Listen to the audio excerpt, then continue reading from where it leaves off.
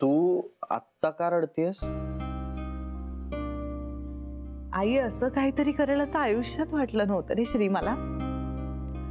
पण मग तुला ह्याचा आनंद होतोय की वाईट वाटतंय? वेड्या अर्थात छान वाटतंय मला. तिने तिचं मन मोकळं केलं. किती छान झालं ना. चांगलंय की मग. म्हणूनच आनंदाने पाणी येते डोळ्यातनं माझ्या. हे काय मला कधी कळलेलं नाही आज तागत.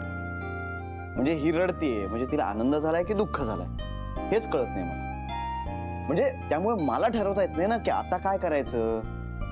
ही रडतीये म्हणजे तिची समजूत काढायची काय इथून पळ काढायचा का म्हणजे श्री. मग आज काय दांडी बँकेला? नाही ना जाणार आहे. नको वाटत असेल तर नको जाऊस.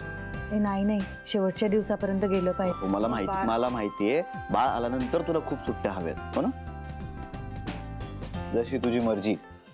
श्री आई आजपर्यंत जे वागली त्यातल्या बहुतांशी गोष्टी आपल्याला माहित होत्या आणि आपण तिला माफही केलं होतं. पण तिने आज जो मनाचा मोठेपणा दाखवलाय ना मला कौतुकच वाटतंय अरे तिचं. म्हणजे हे अनलाईक आई आहे. आई अशी कधीच नव्हती. आई बदलली आहे रे. आणि छान आहे हा बदल खूप. पिंट्या आणि सुनीतासाठी सगळ्यात चांगलं आहे हे. किती छान होत आहे ना सगळं आता श्री. भीती वाटते रे पण मला. कसली?